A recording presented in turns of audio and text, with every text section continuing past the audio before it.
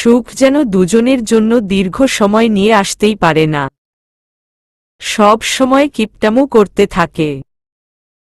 এক ধাক্কায় বাবাকে হারিয়ে তুর্য এমনিতেই ভেঙে পড়েছে, তার উপর এই সময় আবার বর্ষার বাবা মায়ের সব সত্যি জানতে পারা, এসবে এক দিশেহারা হয়ে পড়েছে।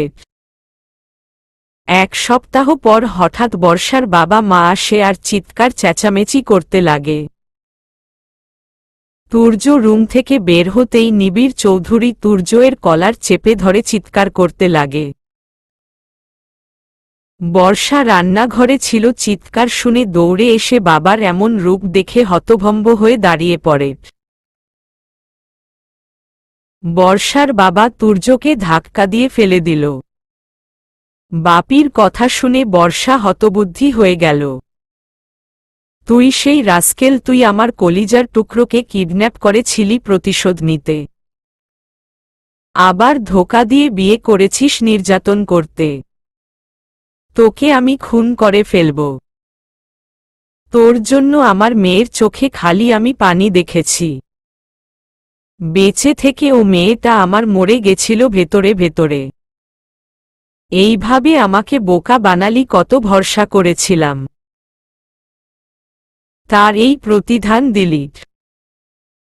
বলেই নিবিড় চৌধুরী আবার তেড়ে যেতে নেয়। বর্ষা দৌড়ে নিজের বাপিকে ধরে। এসব কি করছো বাপি, উনাকে মারছ কেন? সরে আসো, এমন করো না। এমনিতেই উনি খুব যন্ত্রণায় আছেন, তুমি আর এমন করো না। ছাড় আমাকে, আজ ওকে বুঝিয়ে দিব আমার মেয়েকে কষ্ট দেওয়ার ফল হতে পারে। না, তুমি এমন কিছু করবে না, বলেই বর্ষা টেনে নিয়ে আসলো। নিবিড় চৌধুরী হাঁপাচ্ছেন, জোরে জোরে শ্বাস নিচ্ছে, বুকে হাত দিয়ে বর্ষা চেঁচিয়ে শান্তাকে পানি আনতে বলল। বাপি এমন করছো কেন, তুমি ঠিক আছো তো? প্লিজ শান্ত হও। বলতে বলতে বর্ষা কেঁদে দিল। তুর্য নিজেও একটু আগের কথা বাদ দিয়ে কাছে এসেছে। বর্ষার মা উদ্বিগ্ন হয়ে জিজ্ঞেস করছে। পানি খেয়ে একটু চোখ বন্ধ করে থেকে শান্ত হলেন তিনি। আস্তে আস্তে চোখ মেলে অসহায় চোখে মেয়ের দিকে তাকিয়ে বলল, আমার জন্য তোর জীবনটা নষ্ট হয়ে গেল, তাই না? এসব কি বলছো বাপি? আমি এই প্রতারকে চিনতে পারিনি ট্রেমা। জানতে পারলে কোনোদিন আমি তোকে ওর সাথে বিয়ে দিতাম না মাঠ। এজন্যই তো বিয়ের পর তুই আরো বেশি উদাস থাকতি, আমি বাবা হয়ে মেয়ের মন বুঝতে পারিনি। নিজের হাতে শত্রুর হাতে তুলে দিয়েছিলাম। কেমন বাবা, আমি মেয়েকে সুরক্ষিত রাখতে পারি না। আমাকে ক্ষমা করে দেন মা, আমি তোর কাজই অপরাধী। এই ছেলেটাকে আমি খুব ভরসা করেছিলাম, ও এইভাবে আমার ভরসা বিশ্বাস ভঙ্গ করবে বুঝতে পারিনি। বাপি তুমি শান্ত হও, এমন করো না। অসুস্থ হয়ে পড়বে তুমি, একটু মাথা ঠান্ডা করো, আমি তোমাকে সব বলবো। আমি কিছু জানতে চাই না, আজই তুই আমার সাথে ফিরে যাবি। তোকে এই নরকে আমি ঠেলে দিয়েছিলাম, আমিই মুক্ত করব।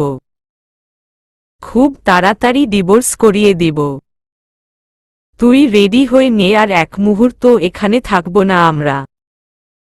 এতক্ষণ তুর্য চুপ থাকলেও এবার আর চুপ থাকতে পারল না। স্যার এসব কি বলছেন? বর্ষাকে আপনি এভাবে নিয়ে যেতে পারেন না, শি ইজ মাই ওয়াইফ। নিবিড় চৌধুরী তুর্যর কথায় তোয়াক্কা করল না। বর্ষাকে বলল, এখনো দাঁড়িয়ে আছিস কেন, তাড়াতাড়ি তৈরি হ। আমি যাব না বাপির। উনাকে ছেড়ে আমি কোথাও যেতে পারবো না। তুই আমার কথার অমান্য করছিস? না কিন্তু বাপি। বাপি এমন একটা কথা বলল যে আমি থমকে উপরে চলে এলাম। এখনো বাপিকে কেমন অসুস্থ লাগছে, বুকে হাত রেখে দাঁড়িয়ে আছে। মায়ের দিকে তাকালে রাজি হতে বলেন। বর্ষা নিরুপায় হয়ে উপরে আসতে নেয় তুর্য ও ওর পেছনে এসে হাত চেপে ধরে বলে, কোথায় যাচ্ছ তুমি? আমাকে বাপির সাথে এখন যেতেই হবে, আপনি কথা বাড়িয়েন না, আমি এখন না গেলে বাপি অসুস্থ হয়ে পড়বে। আমি তাড়াতাড়ি বাপিকে সব বুঝিয়ে চলে আসব। তুমি এখন চলে যাওয়ার কথা ভাবছ, আমি এটা কিছুতেই মানতে পারছি না বর্ষা। আমি তোমাকে কোথাও যেতে দেব না, যা বলার এখানেই এখনই বলবো, আসো। না, আমি বাপিকে উত্তেজিত করতে পারবো না। বাপির উত্তেজিত হওয়া বারণ আছে। আপনি কি একটু সময় দিবেন না আমাকে? আমি আপনাকে ছেড়ে থাকতে পারবো না, খুব শিগগিরই আসব। বাপি এসব কি করে জানলো? আমাকে জানতে হবে, একটু ধৈর্য ধরুন। এখন বাপিকে কিছু বোঝাতে গেলেও বাপি মানবে না। উত্তেজিত হবে আর অসুস্থ হবে। এক মুহূর্তের তোমাকে ছাড়া থাকতে পারবো না আমি। স্যার তোমাকে আমার থেকে দূরে সরিয়ে দেবে। আমি তার পা ধরে ক্ষমা চাইব বর্ষা। এভাবে আমাকে নিঃস্ব করে চলে যেও না। সব হারিয়ে আমি তোমার মাঝে সুখ খুঁজে পেয়েছি, তুমি চলে গেল আমি ধ্বংস হয়ে যাব। এমন পাগলামি করছেন কেন? বলছি তো আমি আপনার থেকে দূরে যাব না। এটা আমার পক্ষে সম্ভবই না, আপনি আমার আত্মার সাথে মিশে আছেন। আমাকে এখন যেতে দিন, বাপি কেমন করছে দেখেছেন তো। বর্ষা কোনো রকম ব্যাগ গুছিয়ে নিল। তুর্য হঠাৎ এগিয়ে এসে শক্ত করে জড়িয়ে ধরল। সূর্যকে রেখে যেতে বর্ষারও ভালো লাগছে না, বুকটা ফেটে যাচ্ছে। কিন্তু বাপির ক্ষতি হোক এমন কিছু ও করতে পারবে না। বাপি এসব কিভাবে জানলো, কে জানালো? ওর তো জানতে হবে, তার বাপিকে সব বুঝাতে হবে। তুর্য আর আগের মতো নেই, সে এখন আর প্রতিশোধ চায় না। তাকে খুব ভালোবাসে আর ও ভালোবাসে। সব জানাতে হবে ঠান্ডা মাথায়। তার জন্য ওকে এখন বাপির কথা শুনতে হবে। তুর্যকে অনেক কষ্টে নিজের থেকে ছাড়িয়ে নিল বর্ষা। লোকটার ফর্সা মুখমণ্ডল লাল টকটকে হয়ে গেছে। চোখ দুটো রক্তবর্ণ। একটু হলেই যেন কেঁদে উঠবে এমন ফ্রেশ করে তাকিয়ে আছে। তাও কি কিউট লাগছে, বর্ষা মুগ্ধ চোখে তাকিয়ে আছে। ফট করেই বর্ষা তুর্যের পায়ের উপর পা রেখে উঁচু হয়ে তুর্যর কপালে চুমু খেল। লোভটা সামলাতে পারল না। লোকটাকে ছেড়ে কিভাবে থাকবে ও? মন খারাপ করে সরে আসতে যাবে, তুর্যর জন্য পারল না। তুর্য বর্ষার কোমর চেপে ধরেছে। তুর্য এর স্পর্শ পেয়ে কেঁপে উঠল বর্ষা। কিছু বলতে যাবে কিন্তু বলার জন্য মুখটা খোলা পেল না। তুর্য বর্ষার অধর চেপে ধরেছে। তুর্য আর বের হয়নি। অনেক বুঝিয়ে সুঝিয়ে বর্ষা ল্যাকেজ নিয়ে বের হয়েছে। একটু পর পর পেছনে তাকিয়েছে। শান্তাকে ডেকে তুর্যর খেয়াল রাখতে বলে বেরিয়ে এলো। তৃষ্ণার্ত দুটি চোখ বেলকনি থেকে একদৃষ্টিতে তাকিয়েছিল। বুক জ্বালা করছে যেন তুর্যর সব শান্তি কেড়ে নিয়ে গেল কেউ। হারিয়ে ফেলব না তো আমি আমার প্রেয়সীকে? বাপির সাথে কথা বলতে চাইলেও বাপি কথা শুনছে না।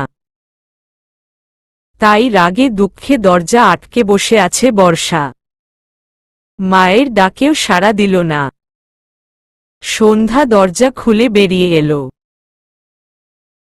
মাথা ঠান্ডা করে মায়ের সাথে আগে কথা বলবো। কিন্তু হায় কপাল, আমার মা ও আমার কথাও কান দিচ্ছে না। কিছু বলতে গেলেই তাদের ফোন আসছে আর তারা ফোন নিয়ে গায়েব। তুর্য এর জন্য একদিকে বর্ষা কাতরাচ্ছে, আরেকদিকে কাউকে এখনো সব বুঝাতেই পারল না। তুর্যকে কল করে কথা বলছে শুধু। খাবার টেবিলে বর্ষা অনেক কষ্টে বলল, বাপি তোমার এত সবকিছু কি করে জানলে? আমি তো কিছু বলিনি, তোমাদের এত সব কথা কে জানালো? বাপি বলল, জানিয়েছে একজন। খুব ভালো ছেলেটা, কিন্তু কি স্বার্থে আমাকে এসব জানালো বুঝতে পারছি না।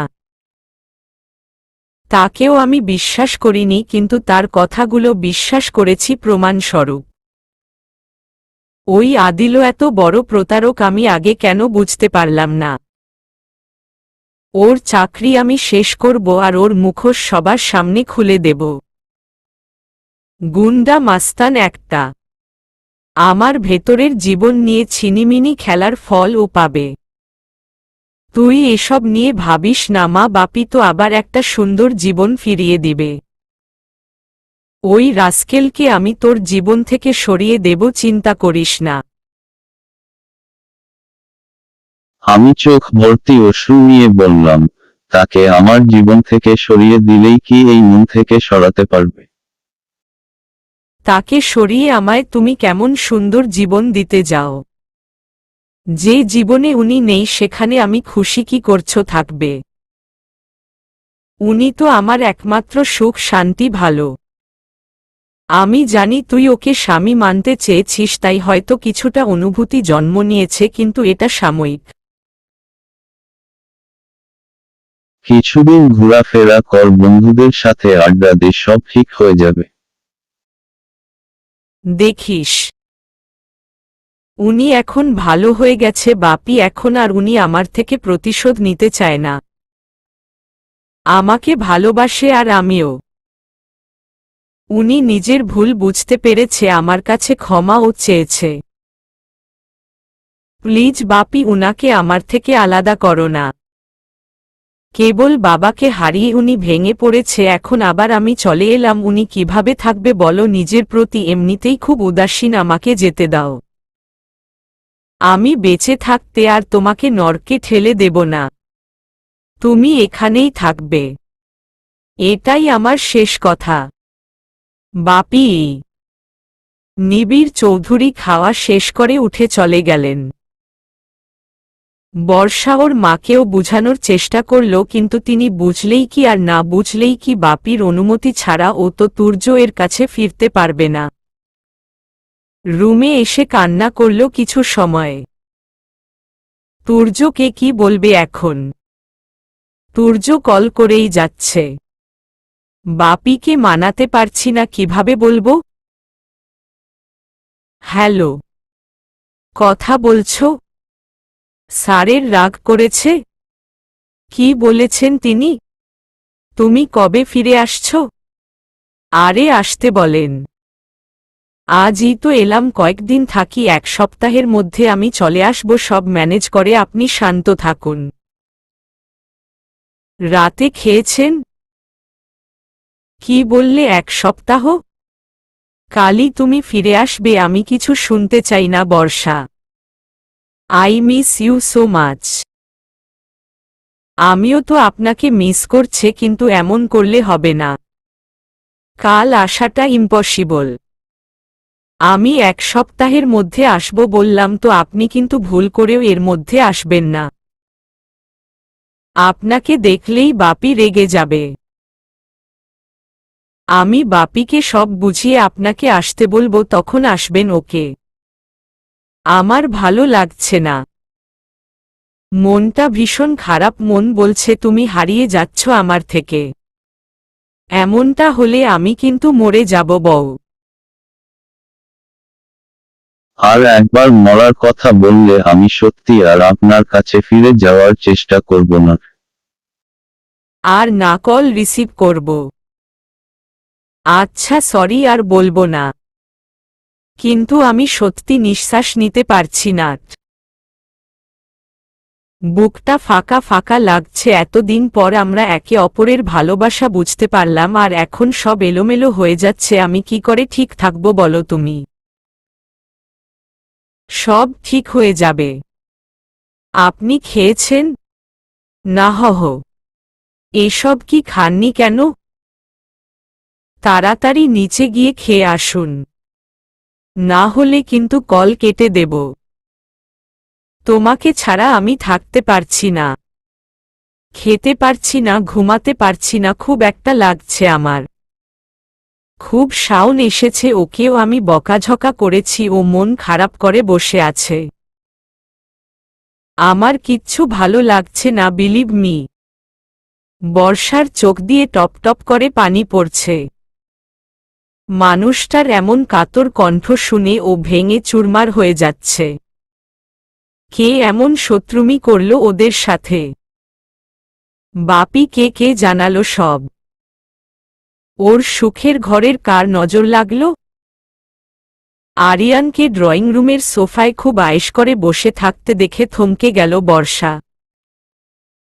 আরিয়ান বর্ষাকে দেখে ঠোঁট বাঁকিয়ে হাসল। বর্ষা আরিয়ানের দেখে হতবিহ্বল হয়ে এগিয়ে এলো। ওর বুঝতে আর বাকি নেই ওর জীবনের এই পরিণতির জন্য দায়ী কে। এই মানুষটার কথা ও একদম ভুলে বসেছিল।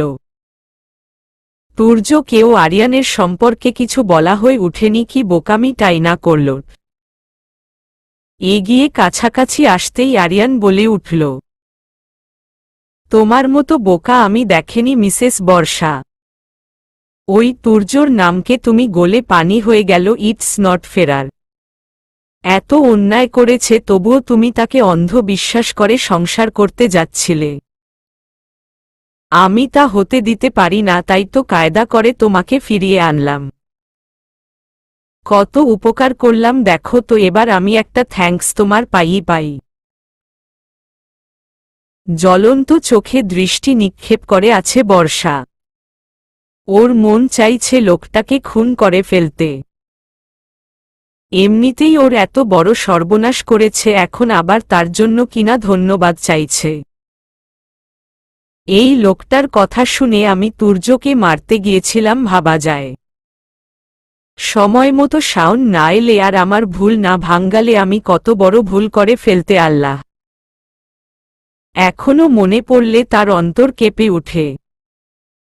এর কথা মাথা থেকে বেরিয়ে গেছিল একদম। একদিকে তুর্যের ভালোবাসায় ডুবেছিলাম, অন্যদিকে হুট করেই বাবার মৃত্যুতে আরিয়ানের কথা মাথা থেকে বেরিয়ে গেছিল। আর সেইটারই সুযোগ নিয়েছে লোকটা। বর্ষার আগে গজগজ করতেছে, কিছু করা কথা শুনিয়ে দিবে, তখন নিবির আহমেদ এসে উপস্থিত হন। আর আরিয়ানকে দেখে বিরক্তের সাথে রাগ হয়। ছেলেটাকে একটুও পছন্দ করেন না, যেচে পড়ে কথা বলতেই আসে। একবার আদিলকে বিশ্বাস করে ঠকেছে, তাই আর আরিয়ানকে সহ্য করতে পারে না। তার মধ্যে মেয়েকে আরিয়ানের কাছে দাঁড়ানো দেখে আরও রেগে যায়। কঠিন গলায় মেয়ের দিকে তাকিয়ে বলে, বর্ষা তুমি এখানে কি করছো, যাও এখানে থেকে। বর্ষা বাপির আওয়াজ পেয়ে আর এক সেকেন্ডও দাঁড়ায় না, নিজ রুমে চলে আসে আর তুর্যকে কল করতে যায়। কিন্তু নাম্বার বন্ধ, একটু আগেও না কথা বললাম। পরপর 3 বার কল করে ও বন্ধ দেখে বাড়ির নাম্বার রে কল করল। শান্তা রিসিভ করতেই জিজ্ঞেস করল, তুর্য কোথায়? শান্তা বলল, এই মাত্র নাকি তুর্য গায়ে শুটবুট পরে বেরিয়ে গেছে, কিছু বলে যায়নি আর না খেয়েছ। বর্ষা ফোন কেটে দিল। চিন্তিত মুখে বসে রইল। বাইরে উকি মেরে দেখতে পেল বাপি আরিয়ানকে ধমকের সুরে কি যেন বলছে, দুর্বিধায় কথা স্পষ্ট শুনতে পেল না বর্ষা। সিঁড়ি বেয়ে নিচে লুকিয়ে দাঁড়িয়ে কথা শুনতে চেষ্টা করছে বর্ষা। নিবির আহমেদ রেগে বলল আরিয়ানকে, আর যেন তোমাকে আমার বাড়ির আশেপাশে না দেখি। Get out. আরিয়ান ভেতরে ভেতরে ক্রোধে ফেটে পড়ছিল, কিন্তু সামনে প্রকাশ করল না। আমি আপনার এত হেল্প করছি আর আপনি আমার সাথে এই ব্যবহার করছে। আমি আরও অনেক ভালো আপনাকে সাহায্য করতে পারব। অফিসার আদিলও একজন মাফিয়া ও অনেক বাজে চক্রের সাথে যুক্ত আছে, সব প্রমাণ আমি আপনাকে এনে দেব। আপনি দেশ থেকে একজন কালপ্রিটকে উচিত শাস্তি দিয়ে পারবেন, সাথে আপনার মেয়ের উপর করা অত্যাচারের। তোমাকে আমার মেয়েকে নিয়ে ভাবতে হবে না। যা করার আমি নিজে করব, তোমার কোনো হেল্পের প্রয়োজন আমার নাই। আগে বাড়িয়ে আমাকে সাহায্য করতে আর এসো না। বর্ষা বাপির প্রতি কিছুটা সন্তুষ্ট হল। আরিয়ানের সাথে বাপির তাহলে ভালো সখ্যতা হয়নি। বাপিও আরিয়ানকে সহ্য করতে পারে না। আরিয়ান দূর থেকে বর্ষাকে লুকিয়ে থাকতে দেখল। রাগে গজগজ করতে করতে চলে গেল। আরিয়ানে ক্ষোভে ফেটে পড়ছে। নিবিড় চৌধুরী এইভাবে অপমান করলোটের শাস্তি তো ও ব্যারিস্টারকে দিয়েই ছাড়বে। এখন একবার লোকটার বিশ্বাস অর্জন করা দরকার, ফাইলটা আমার লাগবেই। একবার হাতে নিলেই আমাকে জেল থেকে কেউ বের করতে পারবে না। সব প্রমাণ ওইখানেই আছে। আগের বার তো সব বন্দোবস্ত করে ফেলেছিলাম, কিন্তু ওই তুর্য আমাকে গোল খাইয়ে নিজে হাতিয়ে নিয়েছিল ওই বর্ষার মাধ্যমে। আমি তখনও বুঝতে পারিনি ব্যারিস্টারের মেয়ে নিয়ে ভেগেছে ওই তুর্য। হাত মুষ্টিবদ্ধ করে ভাবছে আরিয়ান, যেভাবেই হোক ফাইলটা হাতাতেই হবে। কিভাবে? গাড়িতে উঠে নানান পরিকল্পনা করতে লাগল। হঠাৎ একটা আইডিয়া আসছেই বাঁকা হাসল আরিয়ান। তুর্য গিয়াসুদ্দিনের খোঁজ পেয়েই হন্তদন্ত হয়ে বেরিয়ে গেছে। কিন্তু গিয়াসুদ্দিনকে খুঁজতে এসে যে এমন কিছু খুঁজে পাবে কল্পনার বাইরে ছিল। গিয়াসুদ্দিন ও মিনহাজুল দুজনে বসে আছে ক্লাবে। খুব সিরিয়াস মুখ করে কথা বলছে আর অ্যালকোহলে চুমুক দিচ্ছে। তুর্য ছদ্রবেশে তাদের উপর নজর রাখছে। ওর চোখ মুখ লাল হয়ে আসছে, কপালের রগ ফুলে উঠেছে। মিনহাজুলকে শেষ করার জন্য হাত নিস্পিস করছে। শাওন তুর্যকে শান্ত রাখছে। ব্রোকুল, এখানে কিছু করো না। শিকারী নিজে ধরা দিয়েছে, এদের আমরা আস্তানায় নিয়ে যাব। তুমি মাথা ঠান্ডা রেখে বসো। এখানে কিছু করলে আমরা ফেঁসে যাব, আর তুমি একজন পুলিশ অফিসার, তাই কাউকে হঠাৎ এটা করতে পারো না। আমি শান্ত থাকতে পারছি না। ওই জানোয়ার আমার চোখের সামনে আমার মাকে কেড়ে নিয়েছে, আমি তখন কিছু বলতে পারিনি। চুপ করে দেখা ছাড়া। কিন্তু আজ আমি সেই ফুটবল ভীতু বাচ্চাটি আর নেই। এখন আমি এই বাস্টারের সাথে লড়তে প্রস্তুত আছি। আমার মায়ের মৃত্যুর শাস্তি আমি ওকে দিয়েই ছাড়ব। ও যন্ত্রণায় বাঁচার জন্য আকুতি মিনতি করবে। তুর্য আস্তে আস্তে কন্ট্রোল লেস হয়ে পড়ছে, বুঝতে বাকি নেই শাওনের।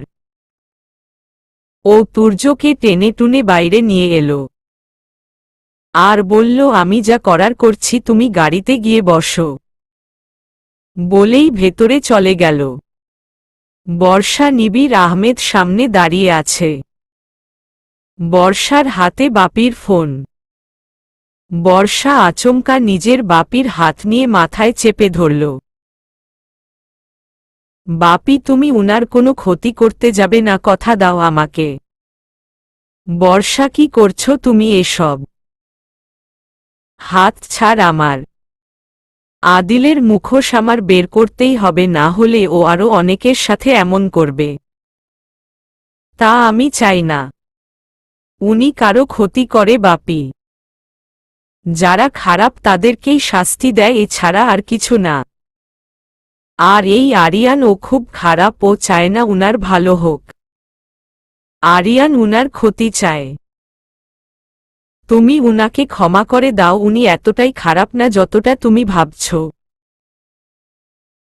আমার ভাবনার থেকেও তুমি উনার মারাত্মক ভুল বুঝেছ। কিন্তু তোমার ভুল খুব তাড়াতাড়ি ভাঙবে দেখো।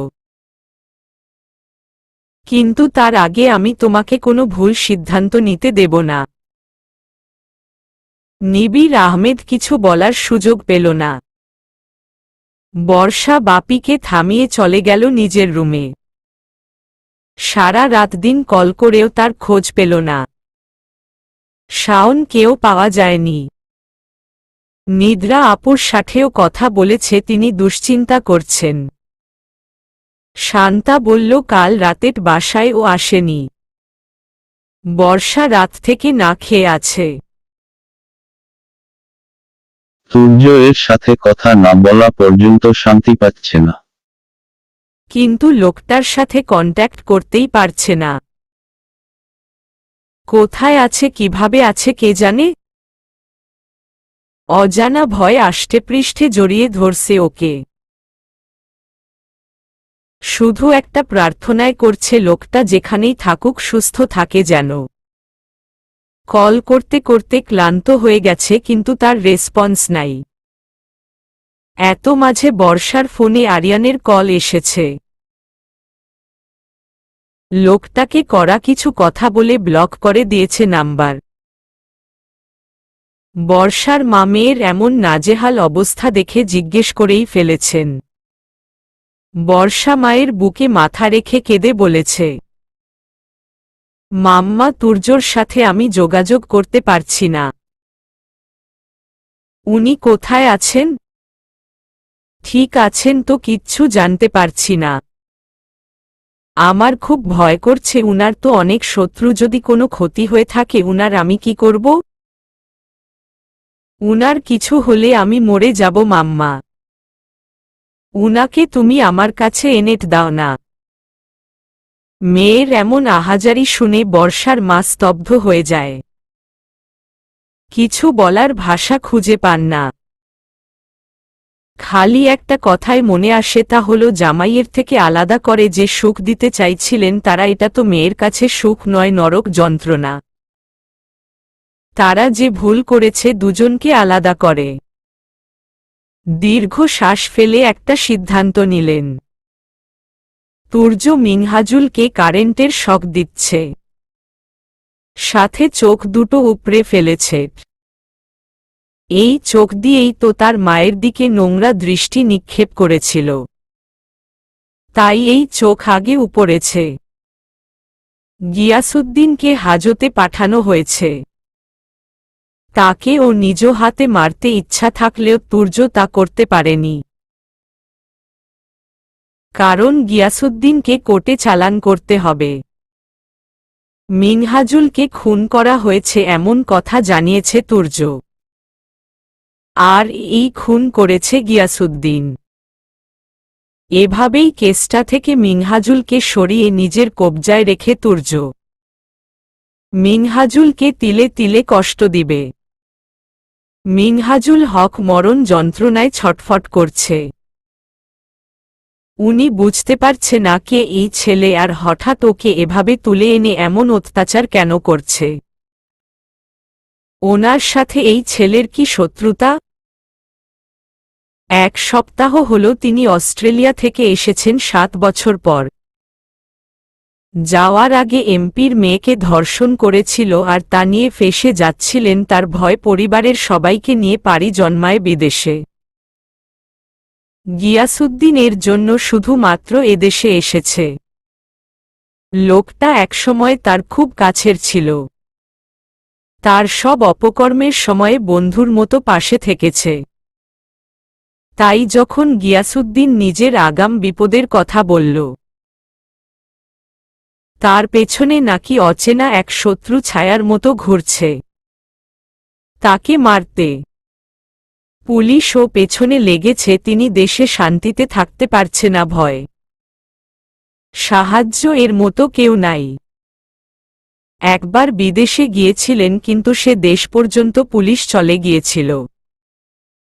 ওই দেশেও থাকা দুষ্কর হয়ে পড়ে, তাই আবার লুকিয়ে জাল পাসপোর্টের মাধ্যমে দেশে এসে গা ডাকা দিয়ে পালিয়ে বেড়াচ্ছেন।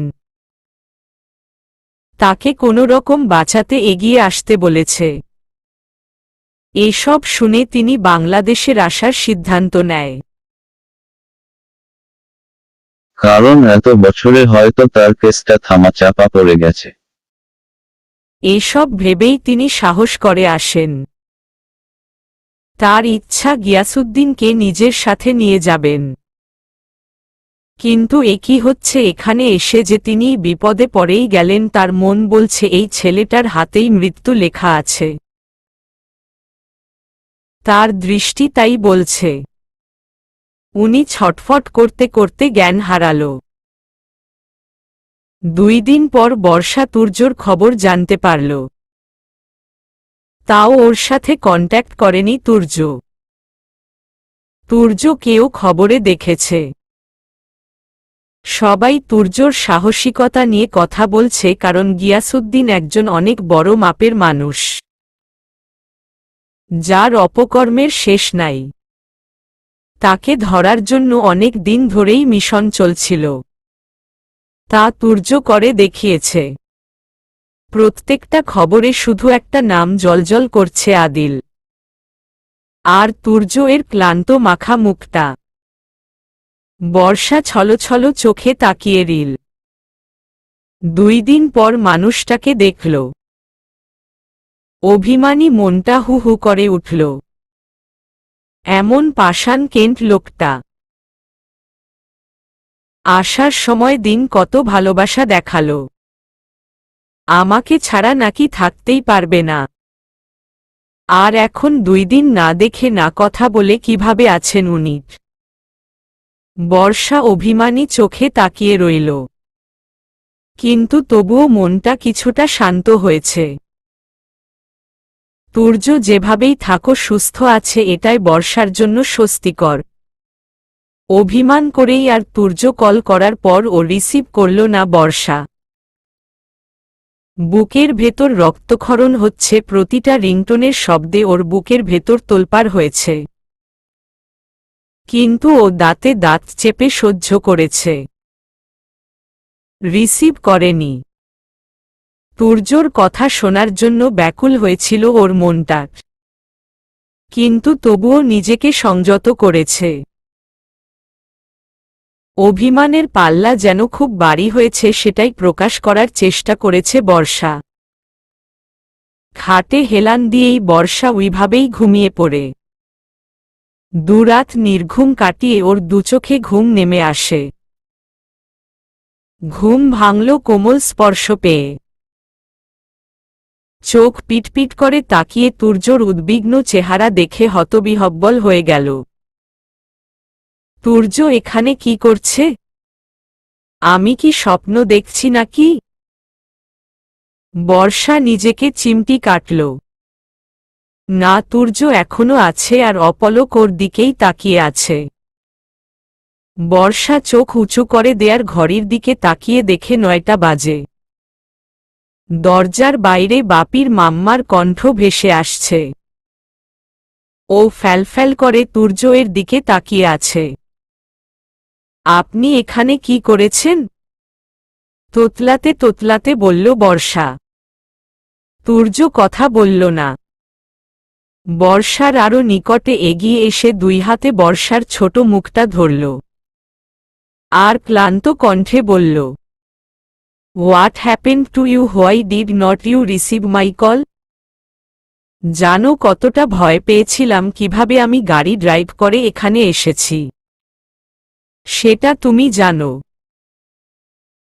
তোমার রুমে আসতে আমার কতটা কষ্ট করতে হয়েছে দেখো, বলেই হাত উঁচু করে দেখালো।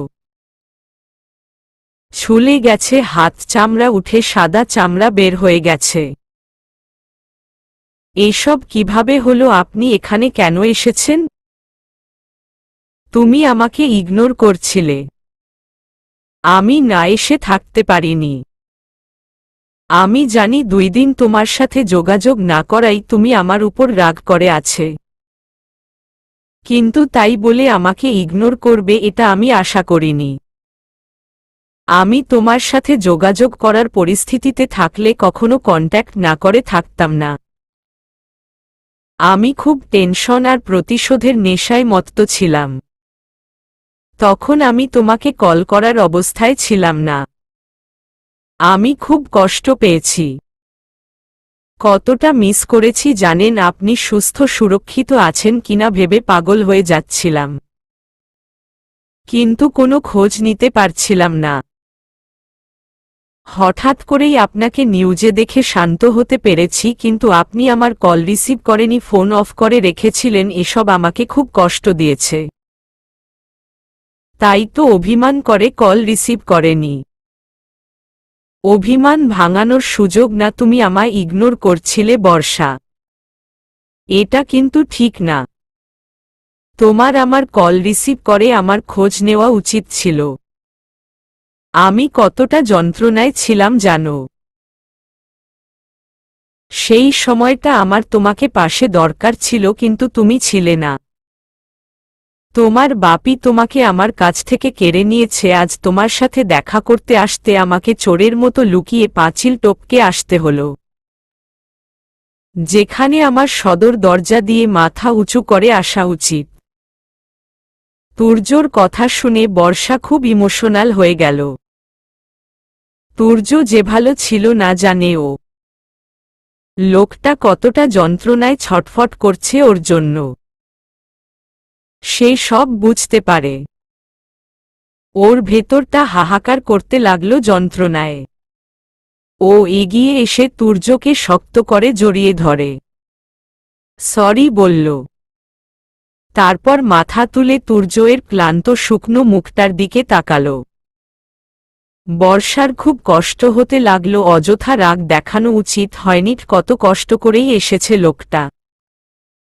বর্ষা তুর্য দুগালে হাত রেখে সারা মুখে নিজের ওষ্ঠ ছুঁয়ে দিলে। তুর্য চোখ বন্ধ করে প্রিয়তমার আদর স্পর্শ গ্রহণ করতে লাগল।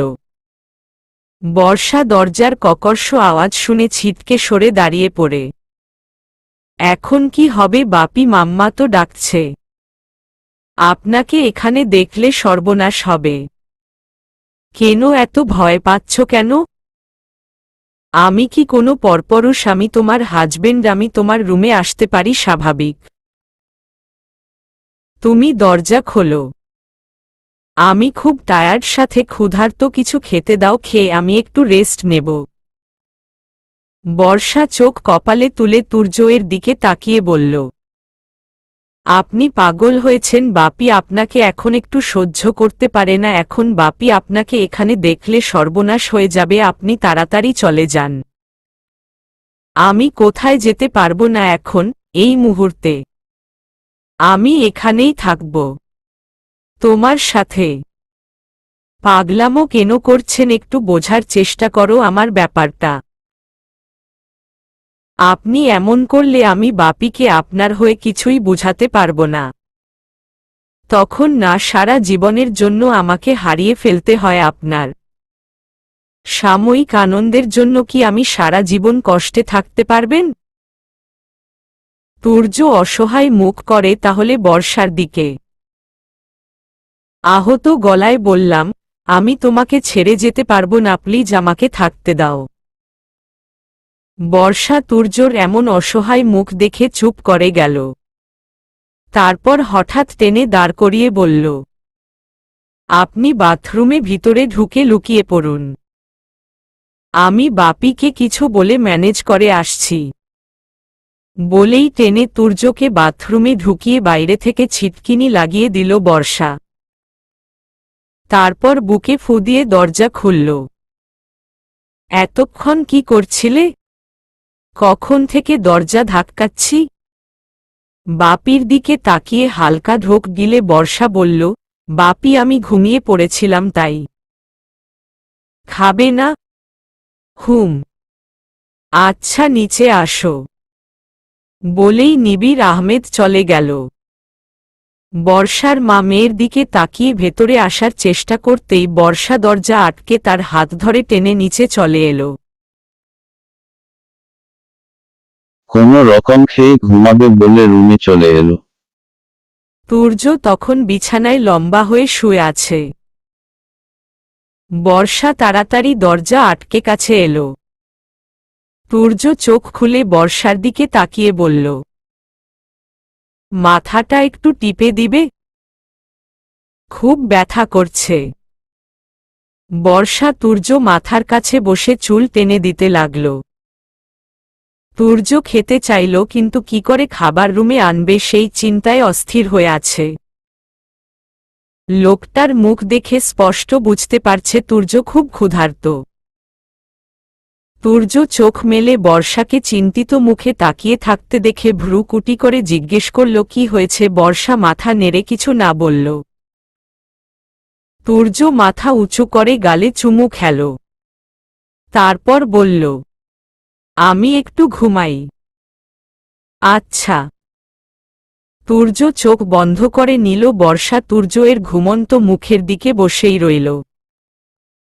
11টা বাজতেই দরজা খুলে অন্ধকারে বেরিয়ে এলো বর্ষা। সোজা রান্নাঘরে গেল। ফ্রিজ থেকে খাবার খুব সাবধানে বের করে গরম করতে লাগলেও ভয় হাত পা কাঁপছে, যদি বাপি মাম্মা কেউ দেখে ফেলে সর্বনাশ হয়ে যাবে। মনে মনে আল্লাহকে স্মরণ করছে আর কাজ করছে। গরম করে তাড়াতাড়ি প্লেট হাতে রুমের দিকে হাঁটা দিল। উষ্টা খেয়ে পড়তে পড়তে বেঁচে যায়। বর্ষা দৌড়ে রুমে এসে দরজা আটকা স্বস্তির নিঃশ্বাস ফেলে। সিঁড়ি কাছে একজন বর্ষার কাণ্ডকারখানা পরোক্ষ করছিল। তিনি আর কেউ না, বর্ষার মা। বর্ষা দরজা আটকে দিতেই তিনি নিজের রুমে চলে গেলেন। সন্দেহটা তার আগেই হয়েছিল, এখন বিশ্বাসে পরিণত হল। বর্ষা তুর্যকে ডেকে তুলে বিছানায় বসাল।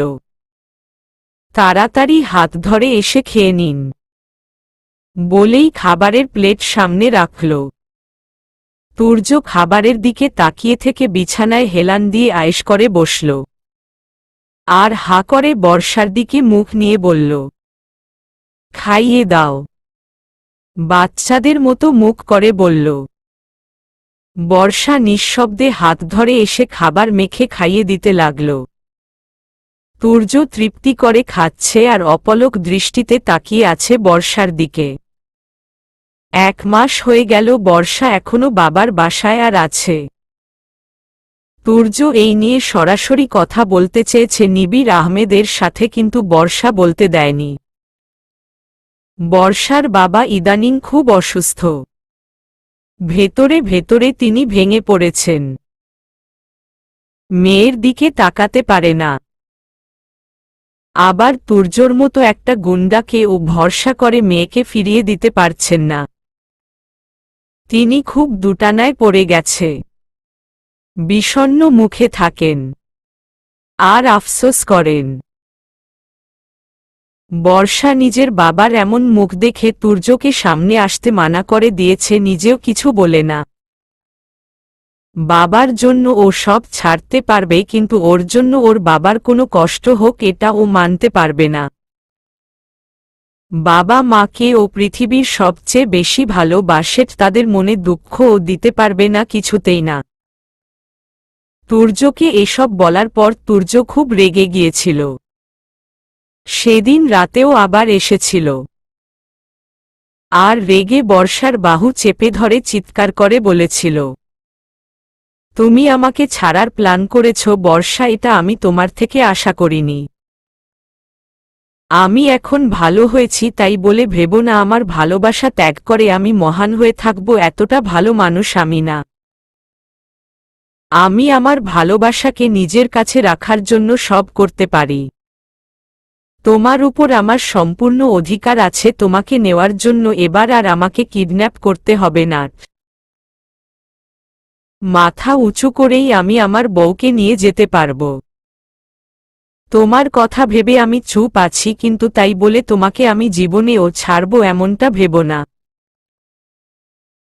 তুমি যদি এমনটা করবে ভেবে থাক নিজের বাবা মার জন্য, তাহলে আমিও আমার খারাপ রূপটা আবার তোমাকে দেখাতে বাধ্য হব। আমি চাই তুমি এমনটা করো না। আমাকে তোমার বাপির সাথে কথা বলার চেষ্টা করতে দাও, আমি সব ঠিক করেই তার সম্মতিতে তোমাকে আমার ঘরে নিয়ে যাব। এই বুকে তোমাকে জায়গা দিয়েছি, তার মানে তুমি রাখবে আশা করব। বর্ষার নরম মনটা তখন কেঁদে ওঠে। লোকটা খুব কষ্ট পেয়েছে, তার কথায় বুঝতে বাকি নাই বর্ষার।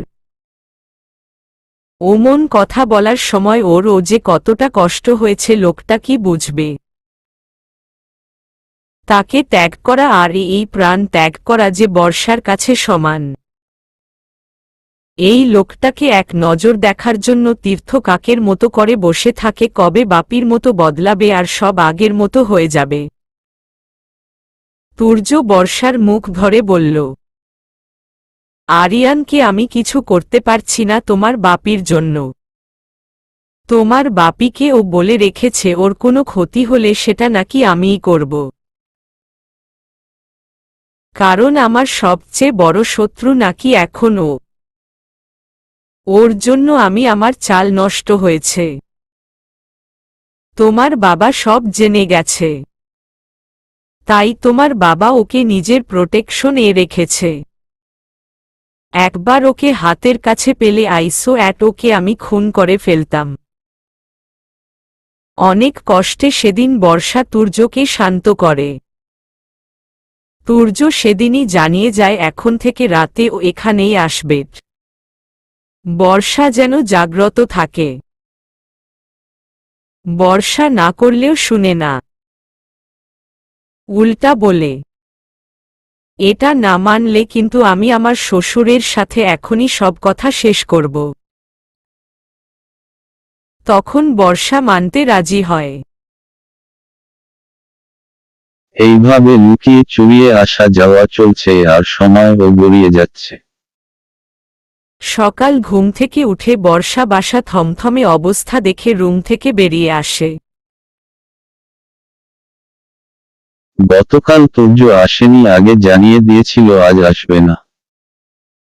মা বাবা কাউকে কোথাও না দেখে ওর কপাল কুঁচকে যায়। দুজনকে একসাথে কোথায় গেল এই পাত সকালে? আর আমাকে না জানিয়ে বা এমন হঠাৎ করে কোথা গেল? কাজের বুয়া আসে ৮টায়, এখন ৭:৩০ আরও পরে আসবে। বাপি মাম্মা তো রুমেও নাই, কোথায় গেছে? বর্ষা চিন্তিত মুখে সোফায় বসল। তারপর রুমে এসে ফোন খোঁজে লাগল, অদ্ভুত ফোন কোথায়? কাল তো বালিশের নিচে রেখেই শুয়েছিলাম। ড্রয়িং রুমের লাইন ফোন থেকে কল করতে এলাম। বাপি মাম্মার ফোন যেহেতু বাসায় নাই, কল করে দেখি ফোন যাচ্ছে না। কেমন জানি খটকা লাগতে শুরু করল। বর্ষা তুর্যকে কল করতে গেল, নাম্বার মুখস্থ ওর, কিন্তু এটাই ও যাচ্ছে না। ২-৩টা বাড়ি মেরে মেইন ডোর খুলতে গেল। ফোনের সাথে বায়ুর মানুষও গায়েব, কি হচ্ছে এসব? কপালে চিন্তার ভাঁজ ফেলে বিরক্তিকর শ্বাস ফেলে দরজা খুলে ফেলে। দারোয়ান কাকাকে জিজ্ঞেস করে দেখি বাপিরা কখন বের হয়েছে আর কোথায় গেছে। দরজার বাইরে এক পা রাখতেই একটা স্প্রে করা হয় বর্ষার মুখে। বর্ষা ঝাপসা চোখে দেখতে পায় কেউ ওকে ধরে ফেলেছে। বর্ষা জ্ঞান হারিয়ে ফেলে। এইটুকু ভিডিও দেখেই বর্ষা বাবা চিৎকার করে উঠে, আমার মেয়েকে ছেড়ে দাও। কারা তোমরা, কি চাও আমার কাছে? বর্ষার বাবাকে আর মাকে আজ সকালে আরিয়ানের লোক কিডন্যাপ করেছে। ওদের উদ্দেশ্য নিবির আহমেদের কাছে কিছু ডকুমেন্ট যেগুলোতে আছে আরিয়ানের সব অপকর্মের প্রমাণ, যেটা হাতানোর জন্য আরিয়ান বেশ কিছু মাস আগে নিবির আহমেদকে প্রাণে মারার প্ল্যান করেছিল। কিন্তু তুর্য যেটা জানতে পেরে বর্ষাকে কাজে লাগিয়ে হাতিয়ে নেয় আর নিবির আহমেদকে বাঁচিয়ে দেয়। তুর্য ফাইলটা নিয়ে আরিয়ানকে অনেকভাবে হেনস্থা করেছে। দিবে বলেও দেয়নি। সেটা আবার বিশ্বাসযোগ্য হতে তুর্য নিজেই নিবির আহমেদকে ফিরিয়ে দেয়। এসব আরিয়ান পরে জেনেছে। ২ দিন বাদে ওর কেস আবার সামনে আসবে, সেটা নিবির আহমেদ আদালতে বলছে। তাই আর দেরি না করে কিডন্যাপ করেছে নিবির আহমেদকে, ভয় দেখিয়ে ফাইল নিবে। কিন্তু তা হলো না, লোকটা এত কঠিন, একটুও ভয় নাই। জীবনের ভয়ও নাই, তিনি নাকি মরতেও রাজি, আর বউ সে ও তো স্বামী যা বলে তাতেই হু হা করে। আগে থেকেই ভেবে রেখেছিল ওই বর্ষাকে নিজের কবজায় আনবে, এক ডিলে দুই পাখি মারার প্ল্যান এটার। একদিন তুর্য, আরেকদিন এই ব্যারিস্টার, দুজনকেই জব্দ করবে আজ আরিয়ান। অনেক নাটক করছে নিবির আহমেদের সামনে, কিছু খাইস্টা লোক আমাকে একটুও বিশ্বাস করেনি, খালি অপমান অবজ্ঞা করেছে। সব সুদে আসলে বুঝে নিব আজ। আরিয়ানকে দেখে নিবির আহমেদ খুব একটা অবাক হলেন না। এই ছেলে প্রথম যেদিন তার কাছে এসেছিল তার পরের দিনই এর সম্পর্কে সব জেনে গেছিল। এজন্য নিজেকে আর নিজের পরিবারকে এর থেকে দূরে রাখার চেষ্টা করেছে। আদিলকে নিয়ে বলা সব কথাই সত্যি ছিল।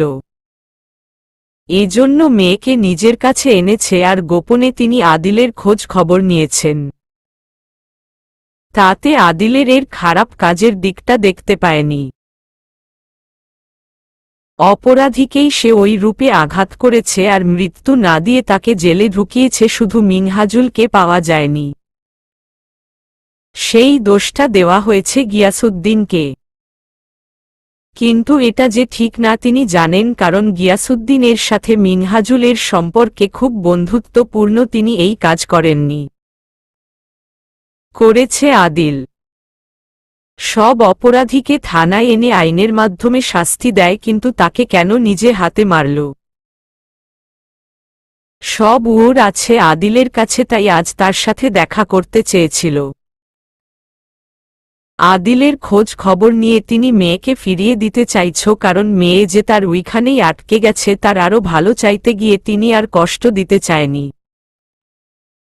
একমাত্র মেয়ে তাকে সবসময় আগলে রাখতে চেয়েছিল সুখের চাদরে মুড়িয়ে, কিন্তু তার সেই কলিজার টুকরা কিনা পদে পদে আঘাতে জর্জরিত হচ্ছে, তাও তারই জন্য, তাই তিনি ভেঙে পড়েছিল।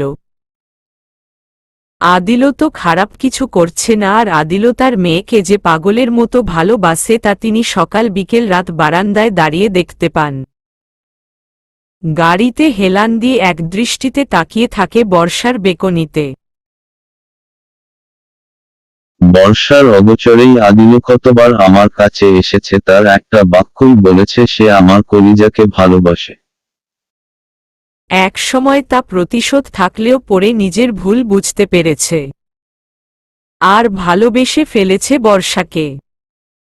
কিন্তু তিনি মানেননি। আদিলও তো তার সামনে মাথা নত করে পায় ও হাত দিয়ে নিজের সুখ হিসেবে আমার বর্ষাকে চেয়েছে। তাই তিনি সিদ্ধান্তহীনতায় ভুগছিল। আর আজ সকালেই কয়েকজন লোক তাদের বাসা থেকে কিডন্যাপ করছে, তখন তারা বাগানে ছিল নামাজ পড়ে, আজ স্ত্রীর সাথে হাঁটতে এসেছিলেন, তখনই এমন ঘটনা। তারপর হাত পা বাঁধা অবস্থায় পায়। ফাইলটার কথা আসতেই তিনি বুঝতে পারেন এক আরিয়ান, কারণ আগেই ওই ফাইল দেখে ফেলেছেন, আর ওই আরিয়ানের মুখোশ খুলে গেছে। তাই তো করতে এই ফাইল আগে তুলেছেন। কিন্তু এখন তিনি কি করে নিজের মেয়েকে রক্ষা করবে? বাবা হয়ে মেয়েকে রক্ষা করতে তিনি বারবার ব্যর্থ হয়।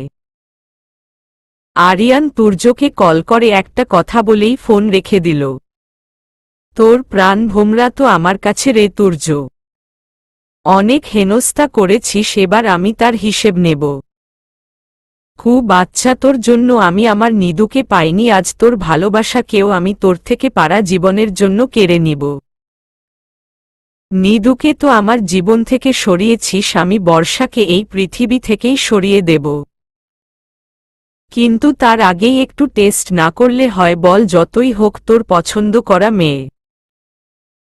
এই ঝামেলায় অনেক দিন ধরেই এমন স্বাদ নেওয়া হয় না, এবার একটু মন ভরে নেওয়া যাবে, কি বলিস? তুর্যর কপালের রগ ফুলে উঠেছে, আরিয়ানের কথা শুনে হাত মুষ্টিবদ্ধ হয়ে গেছে। আরিয়ান তুর্যকে কিছু বলার সুযোগ না দিয়েই কল কেটে দিয়েছে। তুর্য থানায় বসেছিল। ওর সামনে বসে আছে একজন জুনিয়র অফিসার, নাম মিলন। তুর্য ফোন হঠাৎ ইজোরে আছাড় মেরে দাঁড়িয়ে পড়ে। মিলন ভয় এক কোণে গিয়ে দাঁড়িয়েছে। হঠাৎ স্যারকে রাগতে দেখে ও ভরকে গেছে।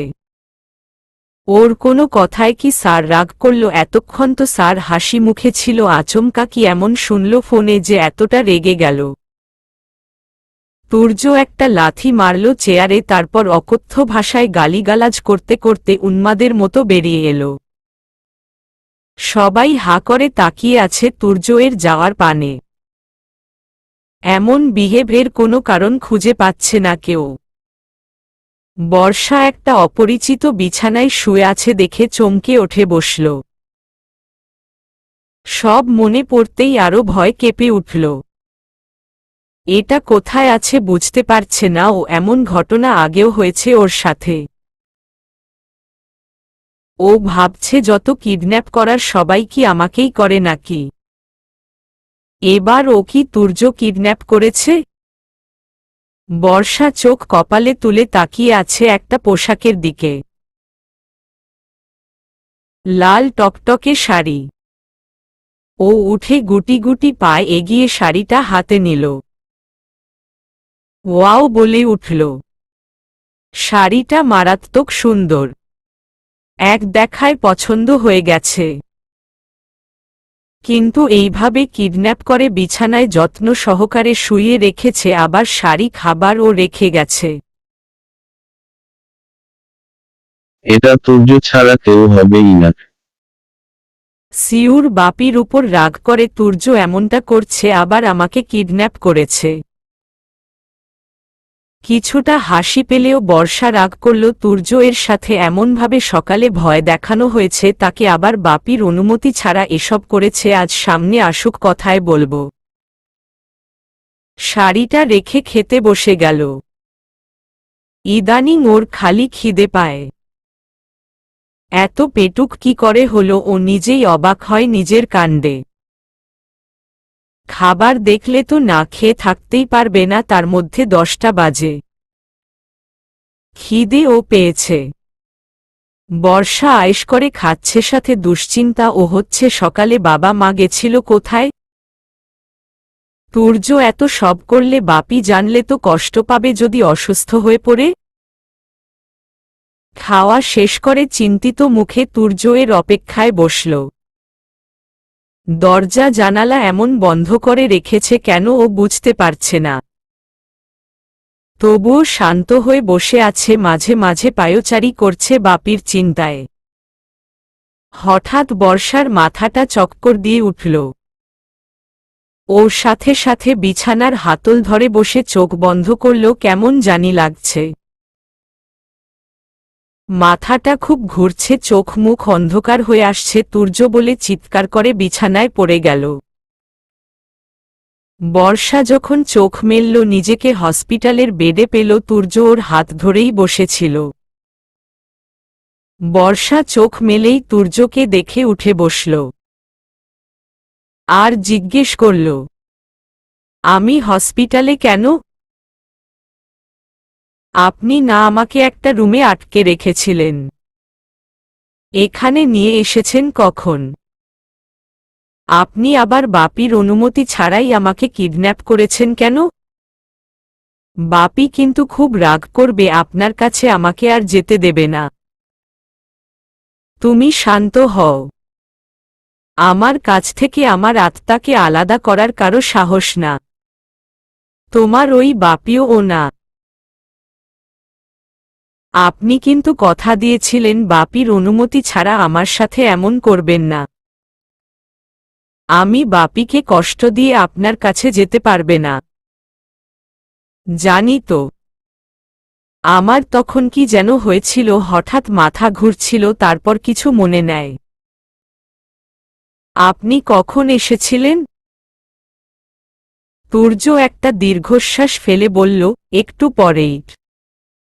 সামান্য মাথা ঘুরানোতে হসপিটালে এনেছেন কেন? আমার কি বড় কোনো অসুখ হলো নাকি? আমার না কয়েকদিন ধরেই খালি খিদে পাচ্ছিল, মাথা ঘুরাচ্ছি, শরীর ভালো লাগছিল।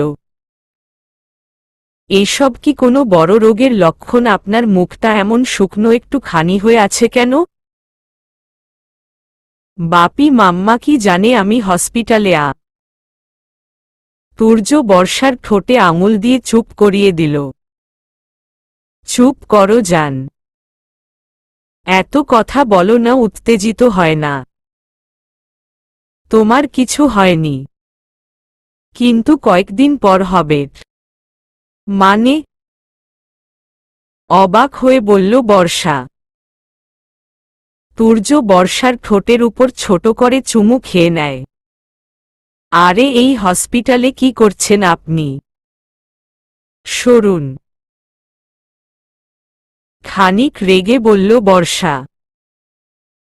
তুর্য সরে এসে বলল, আমার বউকে আমি যেখানে খুশি সেখানে আদর করব, তোমার কি? আপনি এত নির্লজ্জ কেন? নির্লজ্জ না হলে কি আমি আজ বাবা হবার খবরটা শুনতে পেতাম? বলেই তুর্য বর্ষার পেটের কাছে মুখ নামিয়ে নিল আর কামিজের উপর দিয়েই ঠোঁট ছুঁয়ে দিল। বর্ষা তুর্য এর এমন কথা শুনে হতবিহ্বল হয়ে গেল। বিস্ময়ে হতভম্ব হয়ে তাকিয়ে আছে তুর্য এর দিকে। বর্ষা, আমরা বাবা মা হতে যাচ্ছি। এমন একটা দিনে এমন খবর শুনতে পারবো আমি বিশ্বাস করতে পারছি না। আমার যে কেমন অনুভূতি হচ্ছে তোমাকে বুঝাতে পারবো না জান। তোমার এই ছোট পেটে আমার অংশ আছে ভাবতেই আমার অদ্ভুত একটা অনুভূতি হচ্ছে। আমি আমার অনুভূতি প্রকাশ করতে পারছি না বর্ষা। বর্ষা তো থমকেই গেছে, ওর মুখের ভাষা হারিয়ে গেছে যেন। হঠাৎ দরজা দিয়ে একজনকে আসতে দেখে বর্ষার হৃৎপিণ্ড কেঁপে উঠল। তুর্য তখন ও বর্ষার পেটে মুখ গুজে আছে। বর্ষা ভয়ার্ত চোখ সামনে তাকিয়ে আছে। ওর হাত পা কাঁপছে। বর্ষার চোখে মুখে স্পষ্ট ভয়। বিস্ময়ে হতভম্ব হয়ে বিছানায় বসে আছে বর্ষা। তুর্য বাথরুমে গেছে গোসল করতে। বর্ষা এসেই গোসল করেছে। তারপর থমকানো মুখে বসে আছে। বাপি আর তুর্য এর এমন স্বাভাবিক আচরণ ওর মাথার উপর দিয়ে যাচ্ছে। সকালেই এমন অদ্ভুতভাবে কিডন্যাপ করল, আবার বাপি ও তাতে রাগ দেখাল না। আবার তুর্যকে এই বাসায় নিয়ে ও এলো। মাম্মার হাতই বা ভাঙল কি করে? কিছুই তো আমার মাথায় ঢুকছে না। নিজেও কিছু জিজ্ঞেস করার চান্স পেল না। গালে হাত দিয়ে বর্ষা নিজের চিন্তায় বিভোর হয়ে আছে। তুর্য ওয়াশরুমে থেকে বেরিয়ে দেখে বর্ষার চুল থেকে পানি পড়ছে। বর্ষা চুল না মুছেই গালে হাত রেখে অন্যমনস্ক হয়ে আছে। তুর্য তোয়ালে হাতে বর্ষার চুল মুছে দিতে লাগল যত্ন সহকারে। বর্ষার তুর্য এর উপস্থিতি টের পেয়ে ভাবনা থেকে বেরিয়ে এলো আর বলল, আমার না সব তালগোল পাকিয়ে যাচ্ছে। প্লিজ সব বলুন আমাকে।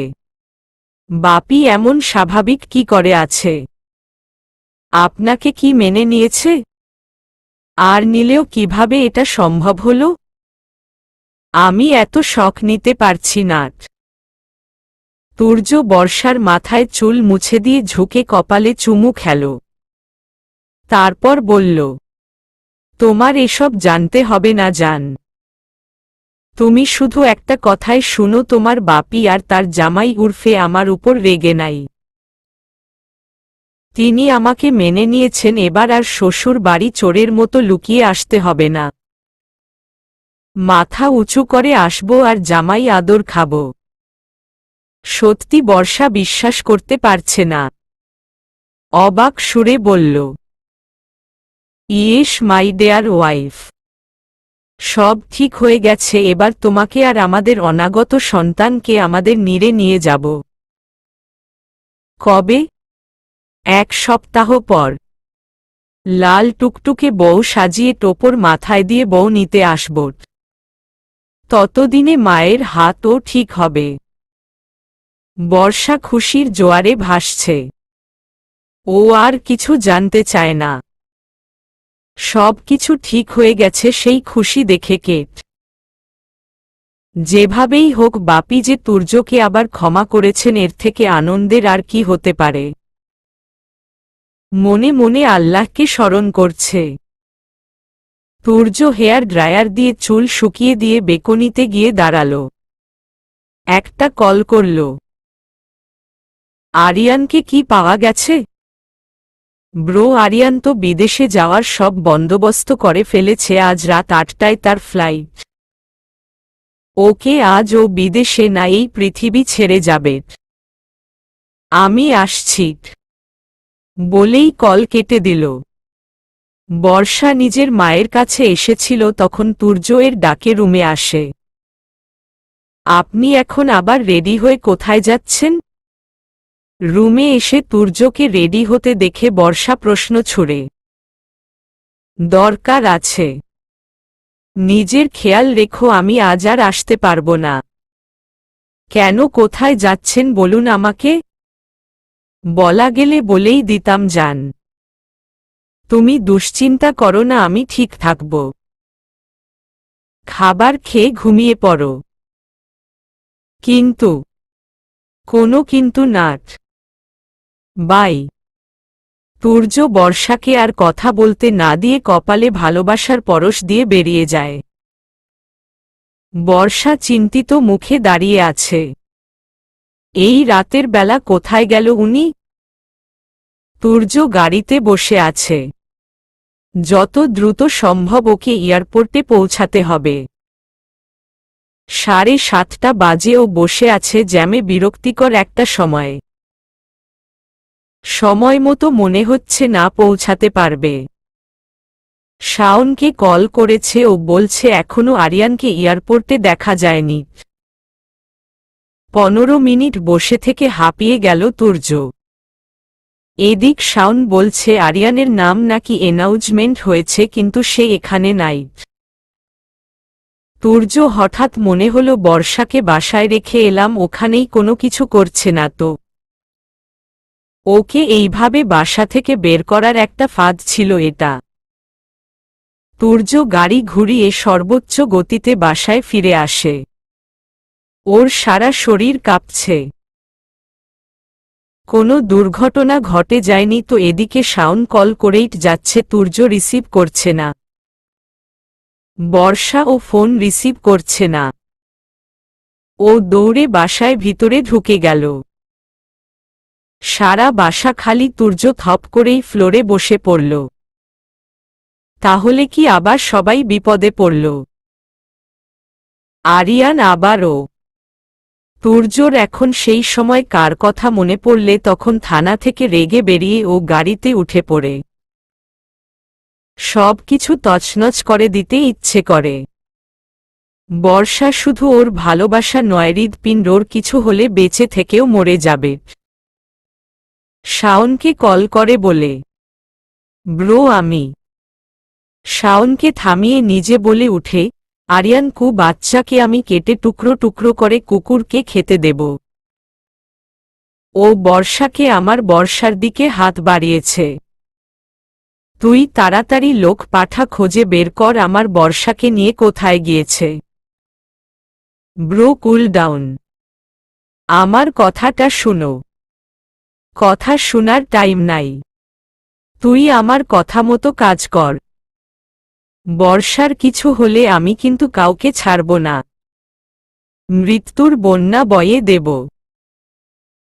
ব্রো ভাবির কিছু হবে না। বিকজ ভাবি আমার কাছে। আরিয়ান ভাবিকে তুলতে পারিনি। হোয়াট? ইয়েস ব্রো, কুল থাকো। আরিয়ানের আগে ভাবিকে নিয়ে আমি চলে এসেছি। মানে? কোথায় আছিস তুই? শাওন বলতেই তুর্য সেখানে চলে আসে। বর্ষাকে দেখে মনের রাগ কিছুটা দমে। শান্ত হয় তার ক্রোধ। শাওনকে জিজ্ঞেস করে এসব কি করছো হলো? কাল রাতে তোমার ফোনটা আমার কাছে ভুলে ফেলে গেছিলেন, যেটা আদিল নামে সবাই জানে। তো আজ সকালে সেটা দিতে আসছিলাম। হঠাৎ তোমার ফোনে একটা মেসেজ আসে যেটা ভাবির বাবা করে। সেখানে লেখা থাকে, বর্ষার খুব বিপদ, ওকে রক্ষা করো। তুমি না বলে আমার মেয়েকে খুব ভালোবাসো, আজ তার প্রমাণ করো। আমি বাঁচব কিনা জানি না, কিন্তু যদি মরে যাই আমার মেয়েকে তুমি আগলে রেখো। একমাত্র মেয়ে, আমার খুব আগলে মানুষ করেছি। চেয়েও ওর বিপদে কখনো বাবা হয়ে পাশে থেকে রক্ষা করতে পারিনি। তোমাকে অনেক ভুল বুঝেছিলাম, আমাকে ক্ষমা করো।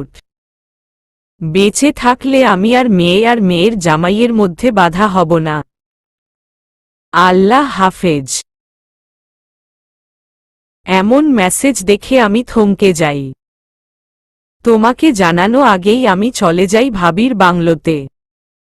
সেখানে গিয়ে দেখতে পাই একদল লোক ভাবিকে অচেতন করে বাইরে আনছে। গেটে দারোয়ান ও নাই তাকে অজ্ঞান করে ফেলে রেখেছে। এত সকাল বিদায়, আশেপাশের লোকজন জাগ্রত না বেশি। সেই সুযোগটাই নিয়েছে। আমি কি করব ভেবে পাচ্ছিলাম না। এটা এতগুলোর সাথে আমি পারবো না, আর পারলেও যদি ভাবিকে কিছু করে বসে আছি, দিশেহারা হয়ে পড়ি। হঠাৎ গাড়ির ড্রাইভারের সিটে নজর পড়ে, সেখানে কেউ নাই। একটু দূরে সেই ড্রাইভার কারো সাথে ফোনে কথা বলছিল। আমি পেছনে থেকে সেই লোকটাকে আঘাত করে ফেলে তার পোশাক পরে মুখ ডেকে ড্রাইভিং সিটে বসে পড়ি। তারপর লোকগুলো আমাকে তেমন সন্দেহ না করেই ভাবিকে গাড়িতে তুলতেই আমি গাড়ি স্টার্ট করেই ভৌ করে চলে আসি। পেছনে থেকে লোকগুলো আমার পেছনে আসার চেষ্টা করলেও লাভ হয় না, কারণ ততক্ষণে আমাদের লোক চলে আসে আর ওদের অবস্থা নাজেহাল করে তুলে। তুর্য স্বস্তির নিঃশ্বাস ফেলে বর্ষাকে একটা ভাড়া বাসা নিয়ে লুকিয়ে রাখে। সম্মুখে থাকা বর্ষার জন্য বিপদ, তাই রুমে আটকে রেখে আসে। রুমে সিসিটিভি থাকে, বর্ষা কি করছে না করছে সব দেখতে পায় তুর্য। শাওনের থেকে নিবির আহমেদদের কিডন্যাপের খবর শুনে আরিয়ান নিজের বাগান বাড়ি নিয়ে আটকেছে তাদের, সেখানে গিয়ে উপস্থিত হয় তুর্য।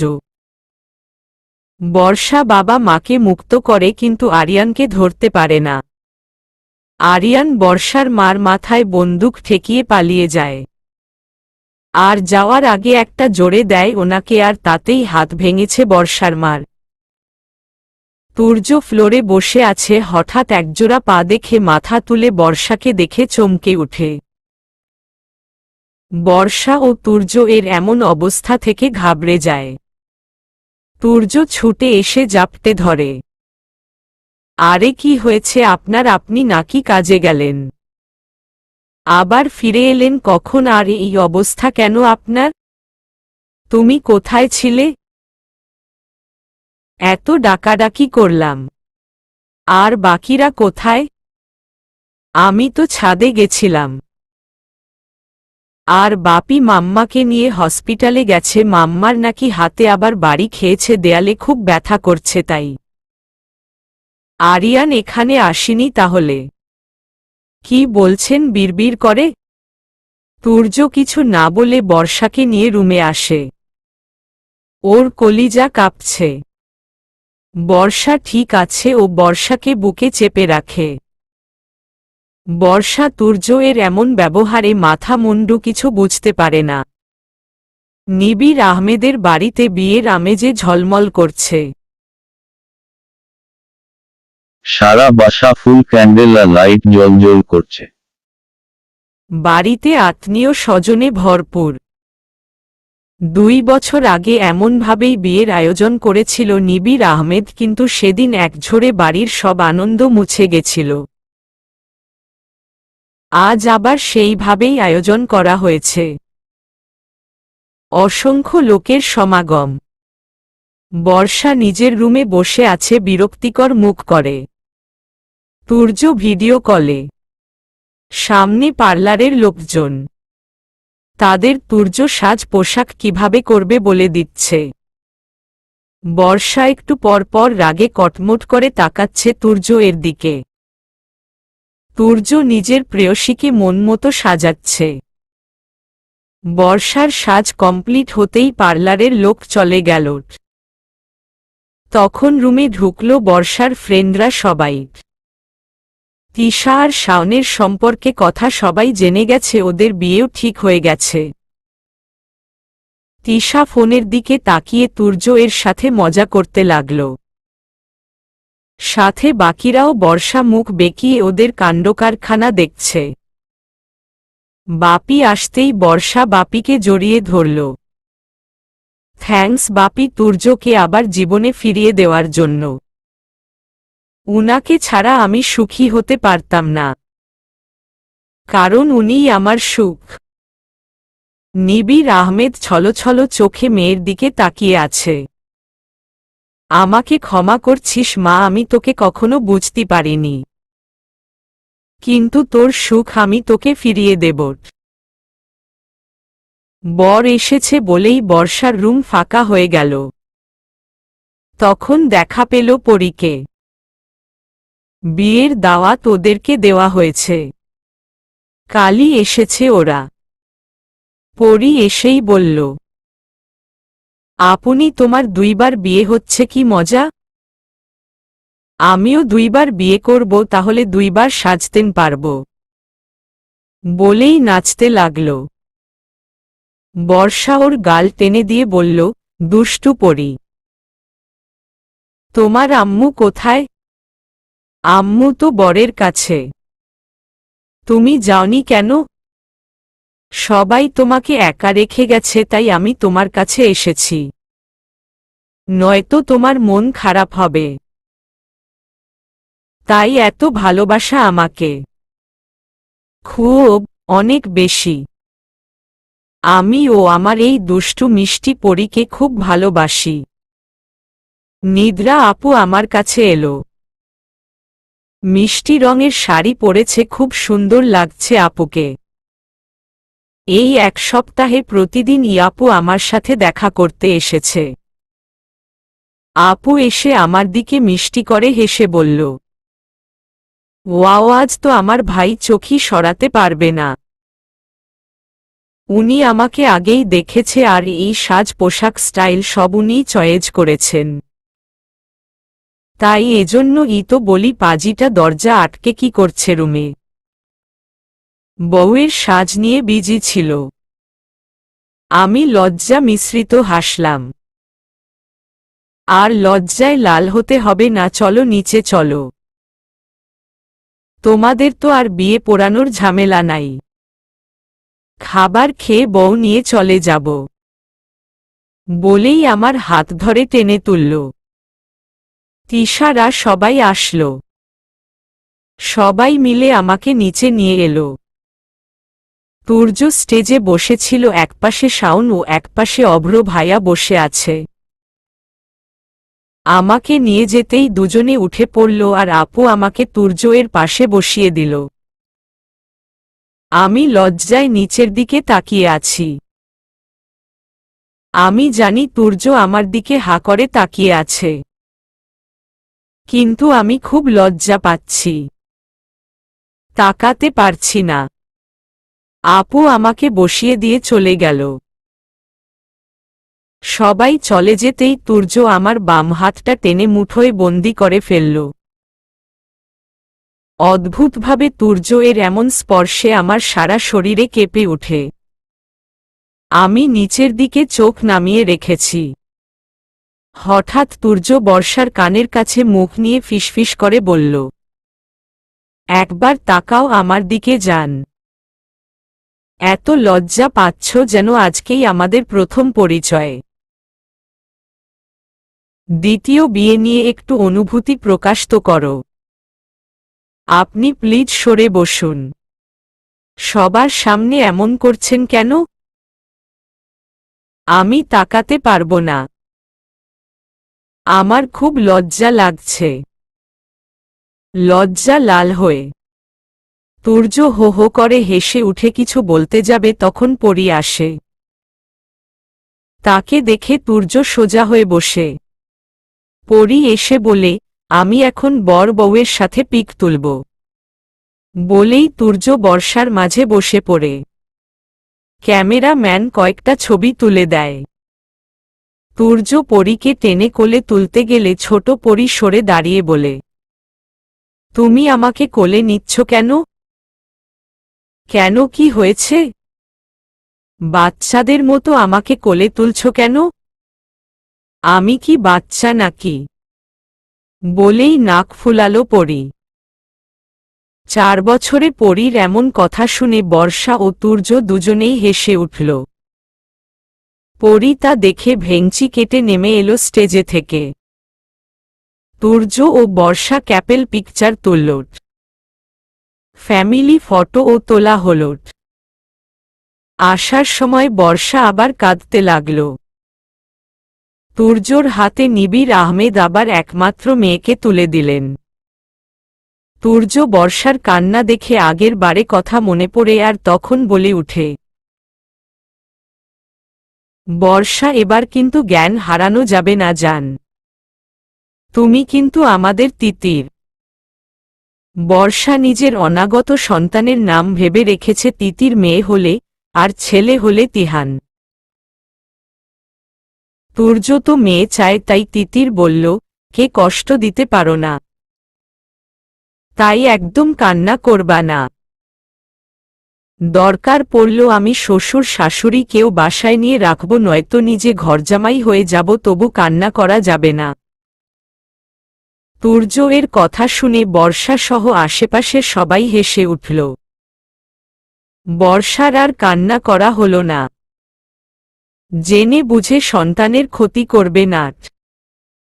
মুখটা মলিন করেই বিদায় নিতে হল। দ্বিতীয়বারের মতো বাসর ঘরে বসে আছে বর্ষা। আগের বাসর রাত ছিল ওর জন্য নরক তুল্য।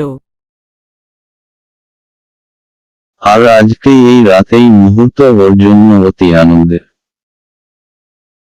জীবনের শ্রেষ্ঠ দিন। নিজের ভালোবাসার মানুষকে আবার নিজের করে পেয়েছে। কারণ অবশ্য এখনো অজানা বর্ষার, কিন্তু আফসোস নাই। তুর্যকে ফিরে পেয়েছে, এইটাই ওর জন্য যথেষ্ট। বর্ষা শাড়ির উপর দিয়েই পেটে হাত রাখল। অদ্ভুত সুন্দর অনুভূতি হয় ওর। ও আর কয়েকদিন পর মা হবে, একটা ছোট প্রাণ ওর শরীরে বেড়েছে, যে ওকে মা বলে ডাকবে। আহ, কি সুখ লাগছে ওর। এত সুখ ওর কপালে ছিল। তখনই দরজা খুলে ভেতরে প্রবেশ করল তুর্য। বর্ষা মাথা তুলে তাকালো পূর্ণ দৃষ্টিতে। সারাদিন আজ ঠিকমতো তাকায়নি বর্ষা তুর্য এর দিকে, তাই খেয়াল করেনি কতটা সুন্দর লাগছে লোকটাকে। চোখ তুলে তাকালে চোখ সরিয়ে নেওয়া নেওয়া দেয়। বর্ষার শাড়ির সঙ্গে ম্যাচিং শেরওয়ানি পরেছে, বর্ষা মুগ্ধ চোখে তাকিয়ে দেখছে। তারপর উঠে দাঁড়াল। তুর্য এগিয়ে এসে বর্ষার সামনে দাঁড়াল। এখন লজ্জা লাগছে না?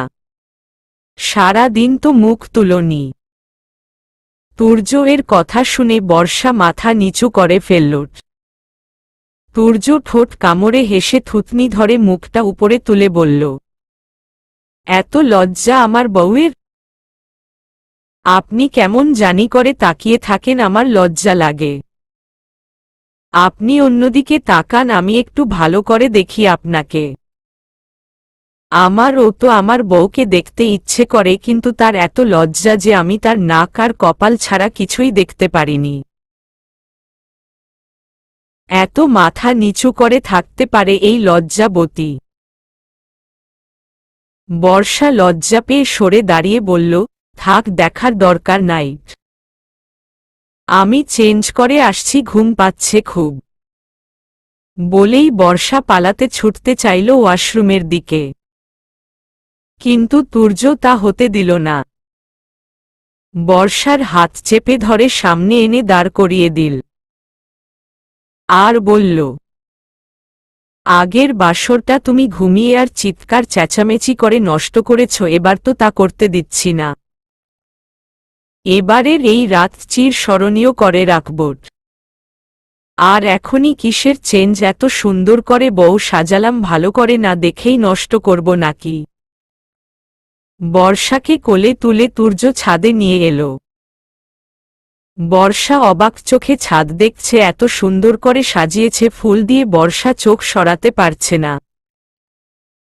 ফুলের বিছানা, যার কোনো ছাদ নাই, আছে খোলা আকাশ, আর আকাশ জুড়ে আছে অসংখ্য তারা আর চাঁদ, যার আলোতে ছাদ হয়ে উঠছে অন্যরকম রোমাঞ্চকর মুহূর্ত। বর্ষার চোখে মুখে খুশির ঝিলিক। তুর্য প্রিয়তমার হাসি উজ্জ্বল মুখের দিকে তাকিয়ে আছে। এগিয়ে এসে দুহাতে বর্ষার মুখটা ধরে কপালে ও ওষ্ঠে চুম্বন করল। বর্ষা মাথা তুলে তুর্য এর দিকে তাকাল। তুর্য ফটো করেই ফ্লোরে হাঁটু গেড়ে বসে পড়ল আর একটা কাঠগোলাপ সামনে ধরে বলল, আমার এই অগোছালো জীবনে আসার জন্য ধন্যবাদ তোমাকে। আমার এই অন্ধকার জীবনে আলো হওয়ার জন্য ধন্যবাদ। আশাহীন জীবনে আশার আলো দেখানোর জন্য ধন্যবাদ। আমাকে ক্ষমা করে সুযোগ দেওয়ার জন্য ধন্যবাদ। আমাকে বেছে নিয়ে বুকে মাথা রাখার জন্য ধন্যবাদ। আমার কষ্টে কষ্ট পাওয়ার জন্য আমি ভাগ্যবান। ভালোবেসে আমার হাতটা সারা জীবনের জন্য ধরে থাকার জন্য ধন্যবাদ। আমায় একটা সংসার দেওয়ার জন্য ধন্যবাদ। আমার শ্বশুর শাশুড়ি তুল্য বাবা মা দেওয়ার জন্য ধন্যবাদ। আমাকে পৃথিবীর সর্বোচ্চ সুখ বাবা হওয়ার আনন্দ দেওয়ার জন্য ধন্যবাদ। পরিশেষে এতটা ভালোবেসে ভরসা করার জন্য আমি ভাগ্যবান, খুব বেশি ভাগ্যবান। অনেক ভালোবাসি তোমায়, কখনো আমাকে ছেড়ে যেও না জান, তাহলে আমি নিঃস্ব হয়ে যাব। সারা জীবন থাকবে তো পাশে এই বুকের মাথা রেখে। বর্ষার চোখ দিয়ে গলগল করে পানি পড়ছে, মাথা নেড়ে সায় দিতেই তুর্য উঠে ফুলটা চুলোই আটকে দিল, তারপর শক্ত করে জড়িয়ে ধরল। অনেক ঝড় ঝাপটার পর দুটি ভালোবাসার মানুষ এক হতে পেরেছে। তাদের এখন সুখের অশ্রুজল অক্ষি থেকে বর্ষণ হচ্ছে। আরিয়ান সেদিন এয়ারপোর্টে যাওয়ার আগেই রাস্তায় টার্কের সাথে অ্যাক্সিডেন্ট করে। সেই অ্যাক্সিডেন্টে আরিয়ান প্যারালাইজ হয়ে হসপিটাল ভর্তি আছেন। আরিয়ানের বাবা মা নিজেদের অপকর্ম আর ছেলেকে ভালো শিক্ষা না দিয়ে কতবার ভুল করেছে বুঝতে পেরেছে। তারা নিদ্রাকে সব ফিরিয়ে দিতে চায়, নিদ্রা কিছুই নেয় না। সব এখন এতিমখানায় দিয়ে দিয়েছে আরিয়ানের বাবা মা। নিজের একটা বাড়ি ছিল, সেখানেই দুজন থাকেন আর আল্লাহ কাছে নামাজ পড়ে ছেলেরা নিজেদের অপকর্মের জন্য ক্ষমা চান। ছেলের সুস্থতা কামনা করেন। শাওন আর তিশার বিয়ে তুর্য বর্ষার বিয়ের 2 মাস পর ধুমধামের সাথেই সম্পূর্ণ হয়। এদিকে নিদ্রা সব সুখ পেল, একটা ঝড় বয়ে যায়। 3 মাসের প্রেগন্যান্সির সময় বাথরুম আছাড় খেয়ে সন্তান হারায়। সাথে হারায় সন্তান জন্ম দেওয়ার ক্ষমতা। এতেই পরিবারের সবার দিকে থেকে নিদ্রার জন্য ভালোবাসা আস্তে আস্তে কমে যায়। নিদ্রা ভয় পেতে থাকে অভ্র ও কি মুখ ফিরিয়ে নিবে। কিন্তু অভ্র এমন কিছু করে না। নিদ্রার পাশে থাকে, ভরসা দেয়। এমনিতেই এমন অবস্থায় নিদ্রা ভেঙে পড়ে, তার মধ্যে শ্বশুর শাশুড়ি সবার থেকে অবজ্ঞা পেয়ে ভেতরে ভেতরে জর্জরিত হয়ে পড়ে। আর এজন্য সুইসাইড করতে চেষ্টা করে। অভ্রের ধৈর্যের বাঁধ ভেঙে যায়, তখন অভ্র নিদ্রার হাত ধরে বেরিয়ে আসে পরিবার থেকে। 9 মাস পর বর্ষার কোল জুড়ে আগমন করে এক ফুটফুটে কন্যা সন্তানের। তুর্য মেয়েকে কোলে তুলে কেঁদে ওঠে। 9 মাস তুর্য বর্ষার খুব খেয়াল রেখেছে, 5 মাস আসতেই বর্ষার মা মেয়ের কাছে চলে আসে। এদিকে নিদ্রাও হাসপাতালে থেকে মাঝেই এসে দেখেছে ভাইয়ের সন্তান কোলে নিয়েই নিদ্রা মাতৃত্বের স্বাদ নেয়। বাধা বিপত্তি ছাড়া কোনো সম্পর্ক তৈরি হয়ে ওঠে না। আমাদের প্রত্যেকের জীবনেই প্রতিটা পদে পদেই বাধা আসে, আমরা ভেঙে পড়ি, আবার নিজেকে সামলে মাথা তুলে দাঁড়াই। সব ঝড় ঝাপটা সামলে সামনে এগিয়ে চলি। তুর্য বর্ষা নিদ্রা অভ্র ওদের জীবনেরও অনেক ঝড় এসেছে, ওরা তা সামলে এগিয়ে এসেছে, সামনেও আসবে, তখনও ঠিক সামলে নিবে। সমাপ্ত।